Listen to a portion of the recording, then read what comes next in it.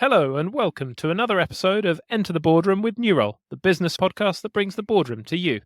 I'm your host, Oliver Cummings, CEO of Nurole, the board search specialist and market leader, bringing science to the art of board hiring.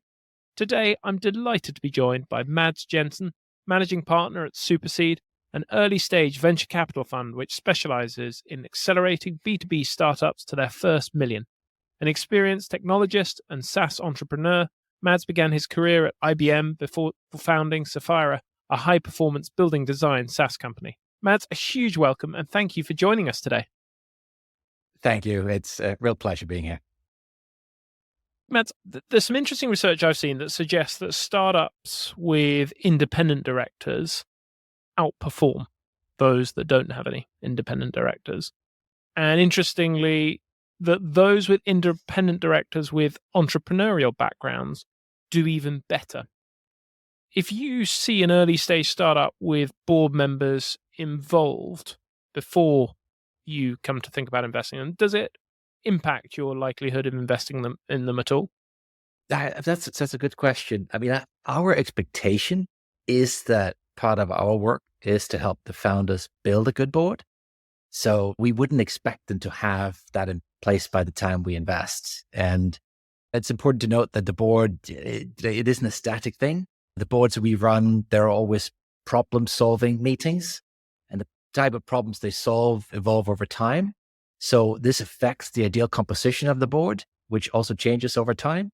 So I would say we don't, at the stage where we invest and when we look at companies, whatever board or advisors they have in place doesn't tend to play a big role. We think about that for many other things as part of the thing we have to come in and help to build up. If that makes sense. Sure. Can you bring that to life for me a bit? So for someone who's sitting there who's never sat on a startup board before, when you talk about them being problem-solving arenas, what are the sorts of archetypal board meetings, get-togethers that you're having? Do you have a framework for the different ways that you think about those? There are lots of things that boards can help founders solve. So it's things like, how do you build the right leadership team? How do you formulate a sound strategy? How do you put in place strong financial and performance management and a great tracking system? How do you get introductions into the right types of high-value customers? Kind of just thinking about best practice. What is best practice for companies at this stage? And so all of this stuff is stuff that a good board should be able to help with. And it'll be different depending on the stage of the company, what's most valuable. And can you maybe bring that to life with some examples? Yeah. So we very often back technical founders that are starting out, having created great technology and just about to start commercializing their product. And sometimes it's what skills do we need to bring into our team to be effective at selling into our target market? Maybe we want to sell into large automotive manufacturers and we've never sold to them before. And just how do you build a go-to-market motion for a multi-billion-dollar global manufacturing company if you've never really sold anything, but you're a bit more of a product person? And so we'll help think about what are the types of skills, industry skills, sales skills you might need in the team to become effective at selling into this market and serving this market. So it's kind of team building, right? That's one thing. And this is stuff we've helped some of our portfolio companies do. That's an interesting one. I sometimes get that question from people, and actually often it does relate to people looking to grow internationally. And more often than not, what I see is people who've gone out and started building an executive team and then is trying to get help figure out why it's not doing what they wanted them to do in that new international market, and often it is the US. And I wonder why people don't start the other way around, the top down, go find that board member who understands how to grow in that market, who can then help you build out the exec team. How do you think about that? Is it a chicken and egg problem? No, I don't think so. I mean, I think it's with all team building, it's what is the biggest gap right now and how can you pluck it in the most cost-effective, fastest way? And if it's how do we become smarter at getting into the US market? How do we even evaluate whether now is the right time? Well, if we're not sure whether now is the right time, hiring a very expensive chief revenue officer in the US probably doesn't make sense, right? We don't even know if it's the right time. So if that's the question, then maybe bringing somebody onto our board who's done it before and can help counsel us on timing could be really valuable. So I always try and start with what's the objective, what's the problem, and then what is the skill or experience and knowledge we need to plug that gap. And very often it could be a director who could help us, a board member. Yeah, interesting. So the timing, I guess, is one thing. What I've often observed is people struggling with understanding the route to market. How do they tackle a particular market? Is it a direct sales-led thing? Is it a partnership model? Whatever else. And again, it strikes me that it makes so much more sense to go find someone who's been there, done that, got the T-shirt, bring them in at a sort of in a non-exec capacity to help you navigate that. Are there ever times that you think that's the wrong approach to take? We're a strong proponent of good boards with people that have built companies and that have been on the journey that founders are on, and who can help chart the course, or at least help evaluate the course. Now, companies are different and times are different. Somebody who built a company 20 years ago, that's different from maybe the way we build companies today. Today, you could do a lot more remote than you could back then. Most of the companies in our portfolio sell into the US well ahead of having anybody on the ground there. So that's a great way to test the market. I would say today, if you haven't sold anything into the US market, starting to hire people there probably doesn't make sense. But this is experience that comes out of having done it before. And if you've got nobody in your team or on your board who's done it before, find some help, whether that be advisors or non-exec directors. I think that's absolutely the right thing to do. Interesting. That's another one that comes up a lot. We see massive bias from boards towards people who've done it before. I was having an interesting discussion with someone the other day who said, certainly in an executive capacity, that often finding someone who's doing it for the first time, they have that extra hunger and that drive, and actually often, rather than bringing their established cookie cutter approach, they're doing everything from scratch. And I think you see the same in investors. Often investors' first time funds often outperform their second round funds, because that's when they're at their hungriest, most cautious, they've got their best ideas. Do you see that at all with board members? I sometimes see there's a risk of the good and the great names, people who are really good at catching the right waves rather than actually creating them, versus that person who's never done it before, but actually has got the hunger and the raw ingredients to really drive value. I think the best way to come up with good ideas is to start with many ideas. And the best way to come up with many ideas is to have a diversity of experiences, of thoughts, of backgrounds at the table. And so for the same reason that I wouldn't advocate building a whole organization and board structure around people who have all been doing the same thing for 30 years with no new, fresh thinking, I would also be hesitant to have a team and board and structure and organization where everybody's new and nobody's ever touched an area before, because you risk that it becomes the blind leading the blind. And so I think if you have a very, young and hungry founding team that's building a young and hungry team around them, having a board with a little bit more experience can be really helpful. Not because the board needs to decide on everything, but just to provide perspective of things that you don't need to reinvent the wheel. Maybe there's stuff that's been tried before. There's some tried and tested blueprints. Conversely, if you have a very experienced team in a market, they might benefit from having a board that's done other things and can bring other perspectives in. I think you should always look at this not from an individual role by role perspective, but what is the totality and where are the gaps, and how can we plug those gaps with stuff we don't have already? Got it. Okay, so how do you, when you're looking at your portfolio companies and their boards, how do you measure their effectiveness? Well, I come back to what is the task at hand? What is the stage of the company? What are the jobs to be done? And we talked about some of them: building a leadership team, formulating a strategy, putting good control systems in place, getting into the right customers, right? If that's where we are, if we're just starting out, we need to land some lighthouse accounts.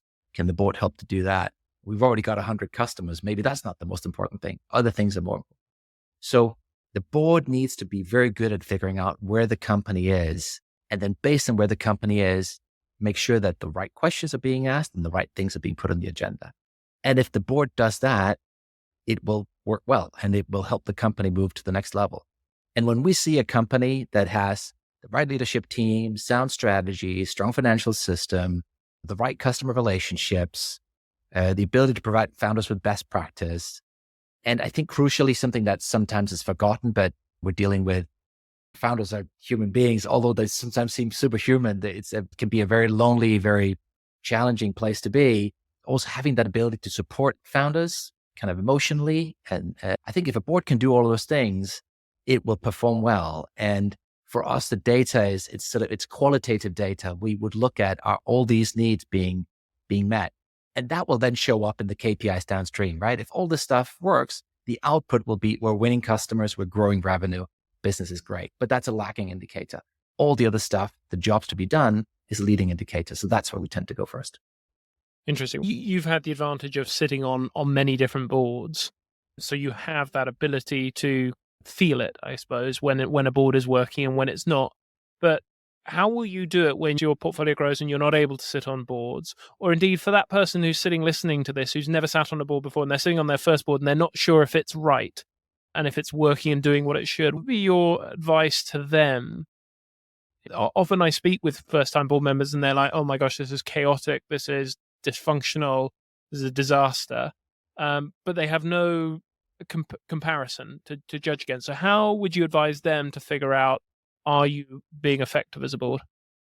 Yeah, there is a level of, it is a bit of an apprenticeship business. You learn it by doing it. There isn't really a substitute. My counsel would be, whenever you can, try and be as strategic as possible. And strategy means different things to different people. I mean, for us, it's very much about what is the objective? What is the mission and purpose of this business? What are the challenges that are standing in the way? And what are the things we can do to overcome those challenges? And the founders are sometimes very strategic and they'll be good at articulating these challenges themselves. And some of the best founders we work with, they just come to us and say, look, here's the agreed strategy. Here's the thing we're trying to do. And here are the challenges we're facing right now. Help me brainstorm how we can overcome them. What are your ideas? And those are wonderful meetings because it's just problem solving. And we just put all our collective experience together to help the founders, help the management team overcome those challenges. But sometimes the founders are maybe more technical or product led or are a little less strategic. And then the board really needs to be super strategic and help articulate these things, help identify the problems, help ask the questions. And I think the more strategic boards can be, the better. The worst boards are the boards that, because things may be not working very well in the company or be a bit dysfunctional, then become super tactical and super operational. And it's effectively just an extended management meeting. And if that's where you are, try and be the voice of strategy and try and bring things back to a strategic discussion, because that's how you will add the most value. If the board is just an extended management meeting or exec meeting, you won't be able to move the needle in the way you are hoping to, and you are there to try and do, and the company probably won't succeed.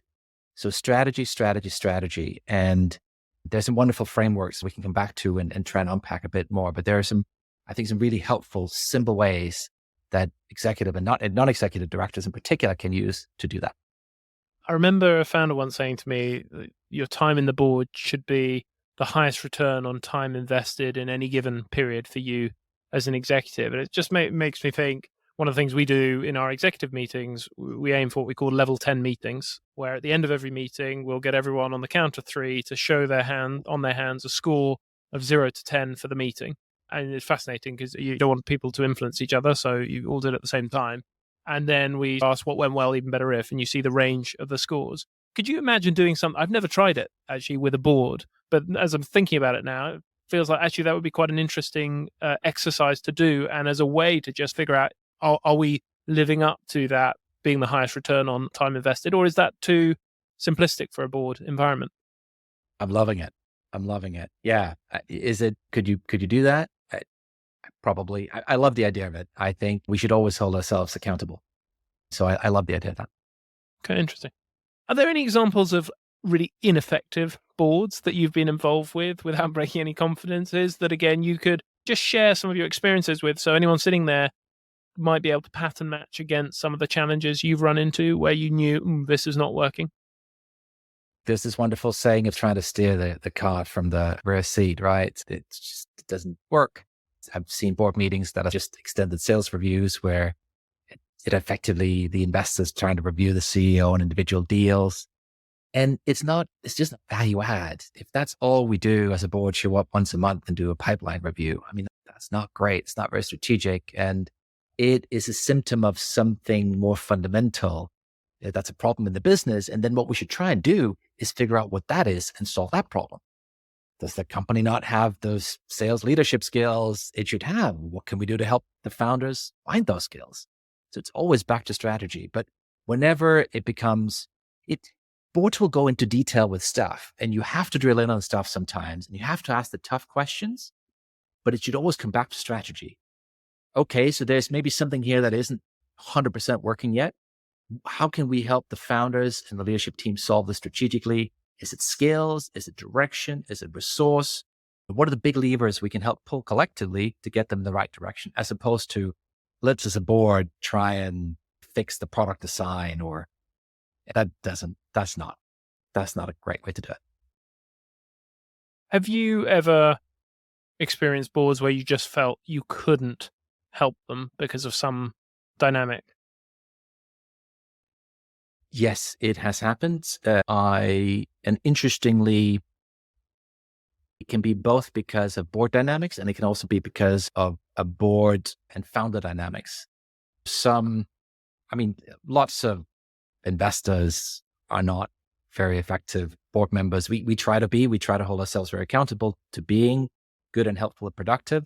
Many are maybe less effective, and so this can influence a board. There can also be situations where a lack of trust means that the founders don't feel they can share freely and really talk about the problems. And the board meetings become a marketing exercise. And that's just not useful at all. I mean, the worst board meetings are meetings where it's to just walk through slides, right? And it's just kind of one way, here's what we've done, slide after slide. And it's just a dreadful waste of everybody's time. So for boards to be effective, you need to have trust, candor, and it needs to be a safe space where you can discuss things and argue about things, knowing that everybody just wants the company to succeed and everybody just wants to help the founders win. And I think we can create that and foster that culture in that environment. It's really good. But when the trust isn't there, or where there is board members who don't have a good sense of how to help and how really to be supportive of the founding team, or maybe the founding team isn't up to the job, and maybe they're trying to hide things because things aren't going well and they're afraid to talk about it. That can be really poisonous and dysfunctional, and then it can be difficult. Once trust is gone, it can be difficult to rebuild. So we've definitely seen some of those situations, and there are two sides to every story, right? But we certainly, it's a huge focus area for us, because that board dynamic, I think, this is the bedrock of a great company, is to get that trust right. Can you give me an example of how you build that? Because that sounds great in principle, but it's quite abstract for someone who's sitting there thinking, I haven't yet built that trust. I'm new in. Like, what do you do? Do you take them out for lunches? Do you go do trustfuls with them? Do you what do you go meet their family? Do you bring them into your home? Like, what do you do? Whatever works, right? We're all different as human beings, and even at our firm at Superseed, we're different. And the way I build trust is different from the way my partners build trust, and we all have different approaches. But I think just acknowledging that we're all here to build a business together, to help each other build a company, and being very mindful about that being the objective, and then spending time solving problems, and spending time also quality time that's about, as you say, having a lunch, or you're talking about other things that are not specifically business related, can go a long way. But I think in general, once people feel that all we're here to do is to help each other build a good company, then that's empowering for everybody. And that in itself builds a lot of trust. We have no other agenda. We just want to help people build a good company, because we believe if we all work together to do that, the rest will take care of itself. And so I think many will come with that mindset, but surprisingly some don't. And then that's when trust starts to break down and things start to dysfunctional. Okay. So one thing I will often hear from founders is they've got something major going on in their personal lives and they don't want to share it with their investors, particularly if it's at a sensitive moment where they're fundraising, because they're worried that that insight is going to make the investors nervous, especially if it's new investors, possibly a bit different where you've got existing investors. Are there any times where you think actually a founder would be wisely counseled not to share information, or do you think it's always the right thing to do to open up? As a founder, and especially as a founding CEO, your job is to make sure the business is well funded. You have to have capital in the tank so you can continue to execute on your strategy and build your company. And there's that wonderful old saying about, got to beg, borrow, and steal to get to where you need to be. I think that's just part of what it is like to be a founder of a young tech company, fast growing, lots going on. You're building the plane as you're flying it. I think one of the reasons why we are big proponents of the board work and of building boards and of bringing in non-executives is so that founders have people they can talk to. And maybe you feel like you can't talk to your lead investor for whatever reason. So it's great to have a non-exec you can have a conversation with, and you can bounce things off them, and maybe they can back channel, they can test stuff. Of course, it's always better if you can share everything. But I also realize sometimes people feel they can't, or they're unsure. And there's the whole, we've let the cat out of the bag, right? You can't get it back in. So having a non-exec you trust, having people you can rely on is great. Trying to develop that relationship with your lead investor. I think if you can do that, that's the ideal situation. That's certainly the relationship we try and foster with our founders. And then use them as a sounding board. Test with them. Look, I'm raising a new round. I'm going to speak to this big firm. I've got this thing. Should I share it? Should I not? Your investors will have a view. How would they react if you brought it to them? So build a good board. It is exactly for this stuff that boards can be so helpful. Got it. Now, when you're thinking about bringing on those board members to help your founders, what are you looking for in them? What are the questions that you're asking them to assess whether they're right beyond the kind of situational relevant stuff?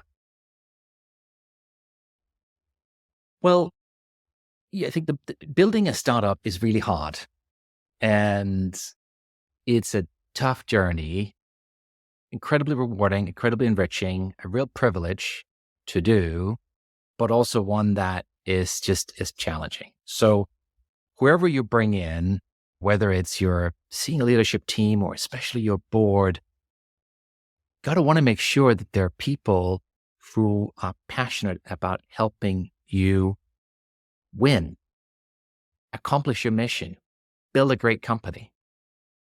And that almost overshadows everything else. If people are passionate about helping you succeed and win, well, they'll help you find a way, and they'll find a way. So that's one dimension, right? It's just making sure we're aligned. This is not an admin thing. This is we're in this together to build something great thing emotionally. How do you test for that when you're meeting someone? Or is it through interview? Is it through job specific tests? Like, what are you looking for to identify that? Spending time with people, getting to know what motivates them, what makes them tick. I think there is no substitute for that. I don't think it's a test. I think it's human contact and human connection, and trying to figure out the person that's sitting in front of you. What is it? What really motivates them? And there can be many factors, right? It's not that there's only one way to do things, but we try to look for people that are really passionate about building and who love founders and who want to help them succeed. Okay, so that's the one dimension, and that's incredibly important.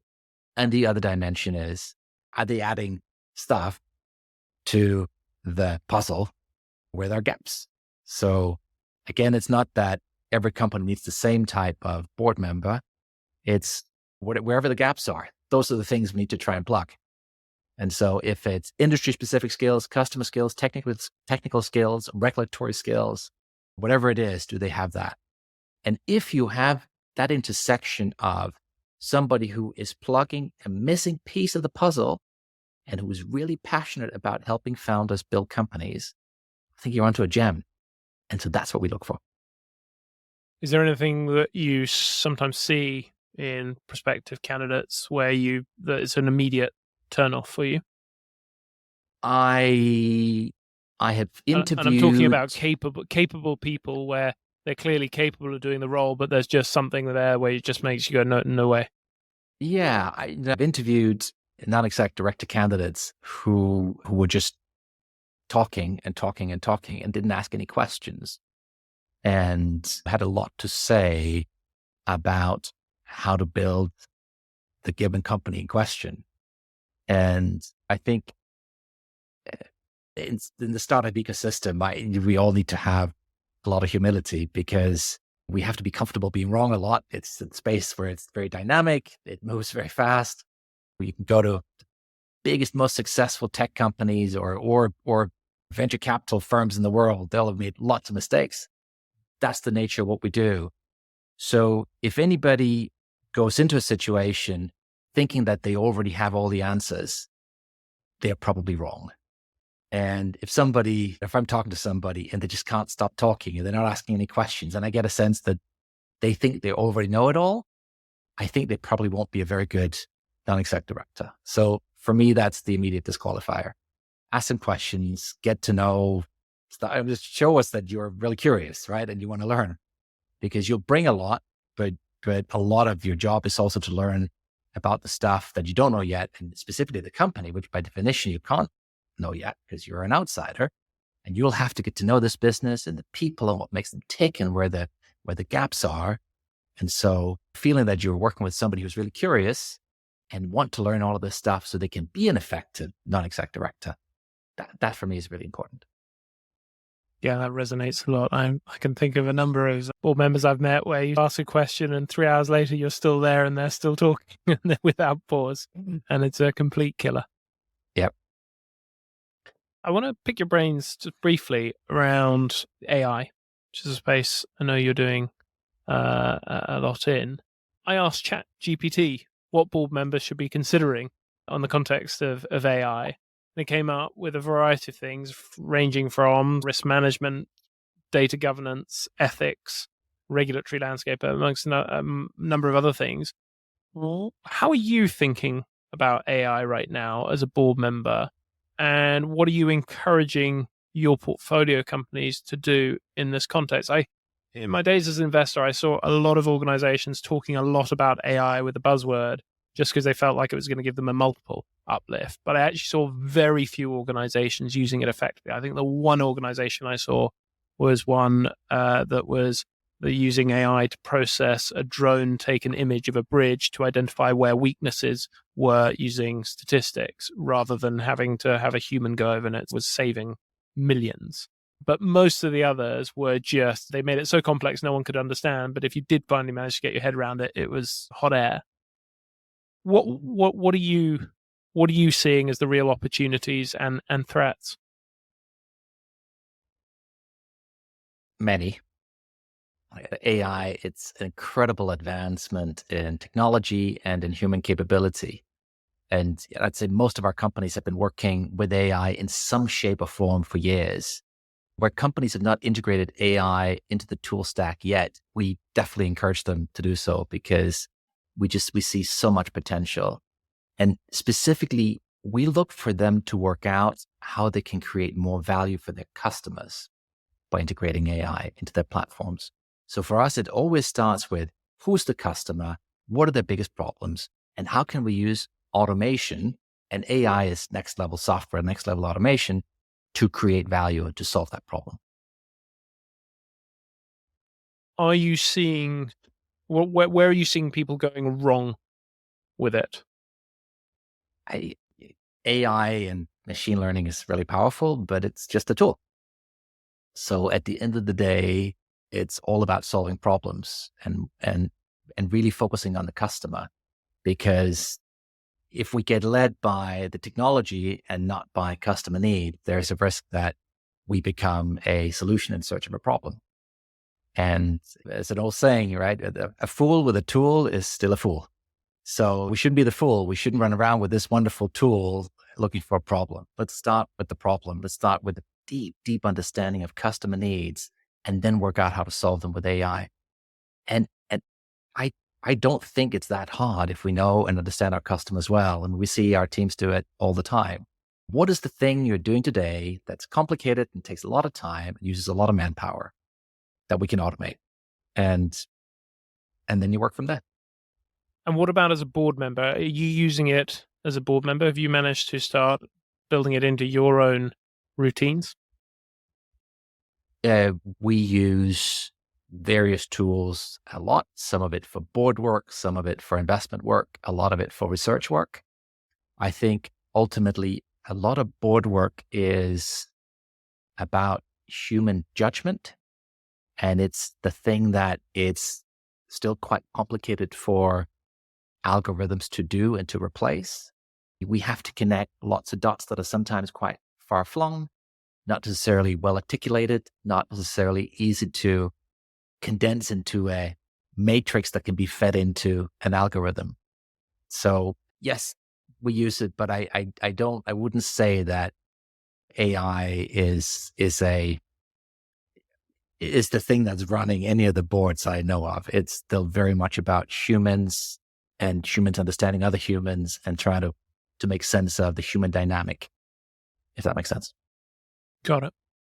So, Mads, if someone's listening to this and there are 3 key insights that you'd want them to take away from it, what would those 3 be?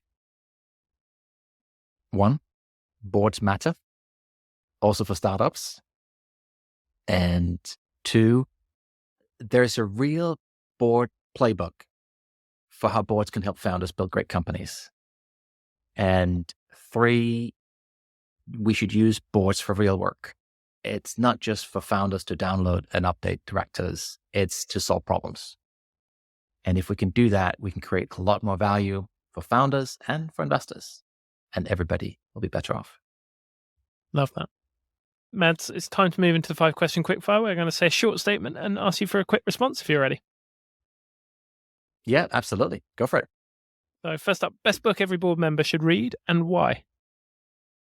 Good Strategy, Bad Strategy by Rommelt. It's just a wonderful guide to how to use strategy in every setting, really. I love that one. Your favorite quote and why? So there's a wonderful quote from the guru of our industry, Jobs. He's talking about focus, where he says, that's been one of my mantras, focus and simplicity. Simple can be harder than complex, and you have to work hard to get your thinking clean, to make it simple, but it's worth it in the end, because once you get there, you can move mountains. And I just think it's very profound and very insightful. Love that. Your best ever holiday and why? Wherever I can spend time with my wonderful girls and my amazing wife. Is there a particular place that you've been where it's been particularly special? As long as they're there, the place is much less important. Got it. Your most significant professional insight? First principles thinking is an underrated skill. And last but not least, your favorite podcast? I love Acquired. I think the Acquired team, they've managed to just turn this format they've created into a wonderful way to transmit learning and help others learn all the wonderful insights from some of the best business builders in history. And so I love listening to that. Brilliant. I've not heard that one. I will add it to my list. Mads, thank you so much. It's been absolutely fantastic getting your insights and wisdom and experience. I really appreciate you taking the time to share them with us. Real pleasure, Oliver. Thanks for having me. And thanks to all of you listening. We've been blown away by the incredible feedback about how this podcast has been helping you get board roles and become better board members. This podcast is for you, so if you'd like to suggest guests, topics, difficult challenges, or you'd like to share stories about how the podcast has impacted you, or have suggestions on how we can improve, please email podcast@nurole.com. That's podcast@nurole.com, and let me know. I'd love to hear from you. Otherwise, thanks again for listening, and look forward to having you back here for the next discussion.